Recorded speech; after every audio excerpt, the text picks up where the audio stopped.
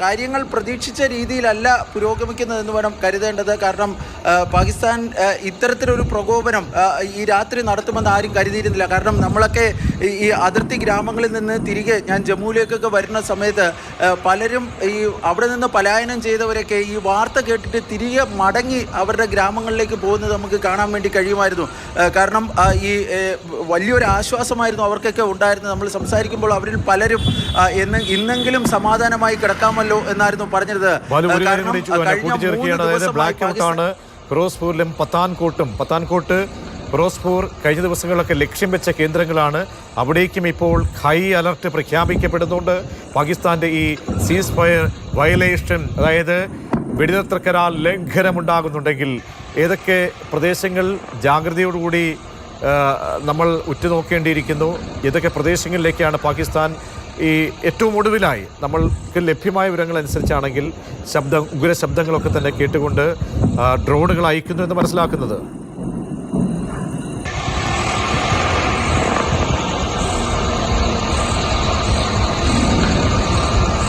ബാലു,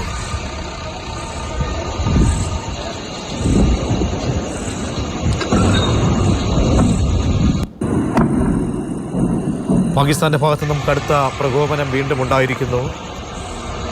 ഇന്നത്തെ ദിവസം പാകിസ്ഥാനെ സംബന്ധിച്ചോളം ഇന്ത്യയുമായിട്ടൊരു വെടിനിർത്തൽ കരാർ അംഗീകരിച്ചുകൊണ്ടുള്ള ഒരു പ്രഖ്യാപനം വരുമ്പോൾ അതിനുശേഷവും പാകിസ്ഥാന്റെ ഭാഗത്തു നിന്നും ഈ രാത്രിയിൽ കഴിഞ്ഞ ദിവസങ്ങളിലൊക്കെ തന്നെ നമ്മൾ കണ്ടതുപോലെ 3-4 ദിവസമായി നമ്മൾ ശ്രമിക്കുന്ന പോലെ കേൾക്കുന്നത് പോലെയുള്ള ഉഗ്രശബ്ദങ്ങളാണ് അതിർത്തി പ്രദേശങ്ങളിൽ, ഉധംപൂർ, ജമ്മു ഉൾപ്പെടെയുള്ള പ്രദേശങ്ങളിൽ, ബാർമെഡിൽ, രാജസ്ഥാൻ്റെ അതിർത്തി പ്രദേശങ്ങൾ, ഇവിടെയൊക്കെ തന്നെ ഇപ്പോൾ വലിയ ആശങ്ക നിലനിൽക്കുന്നു. അവിടെയൊക്കെ തന്നെ കനത്ത നിർദ്ദേശങ്ങൾ, ജാഗ്രതാ നിർദ്ദേശം ഇപ്പോൾ വന്നുകൊണ്ടിരിക്കുകയാണ്. ശ്രീനഗറിൽ ഉഗ്രസ്ഫോടന ശബ്ദം കേട്ടതായി റിപ്പോർട്ടുകൾ വരികയാണ്. അത് സ്ഥിരീകരിച്ചുകൊണ്ട് ഒമർ അബ്ദുള്ള മുഖ്യമന്ത്രി എക്സിൽ കുറിച്ചു. അങ്ങനെ ഒരു ശബ്ദം കേട്ടു എന്നാണ് ഒമർ അബ്ദുള്ള കുറിച്ചത്. ഈ രാത്രിയിലും അഖ്നൂരിലും പൂഞ്ചിലും രജൌറിയിലും പ്രകോപനമുണ്ടായിരിക്കുന്നു. അതിർത്തി പ്രദേശങ്ങളാണ് ഈ പ്രദേശങ്ങൾ. നിയന്ത്രണരേഖയ്ക്ക് സമീപത്താണ് ഈ പ്രദേശങ്ങളുള്ളത്. അവിടെ പാകിസ്ഥാന്റെ വെടിനിർത്തൽ കരാർ ലംഘനമുണ്ടായിരിക്കുന്നു. സൈനിക പോസ്റ്റുകൾക്ക് നേരെ വെടിവയ്പുണ്ടായിരിക്കുന്നു. തിരിച്ചടിക്കാൻ നേരത്തെ തന്നെ BSFിൻ്റെ ഭാഗത്തുനിന്നും സൈനിക ഉന്നതതലങ്ങളിൽ നിർദ്ദേശം നൽകിയിരുന്നു. ആ നിർദ്ദേശം ലഭ്യമായതനുസരിച്ചപ്പോൾ സൈന്യം തിരിച്ചടിക്കുന്നു.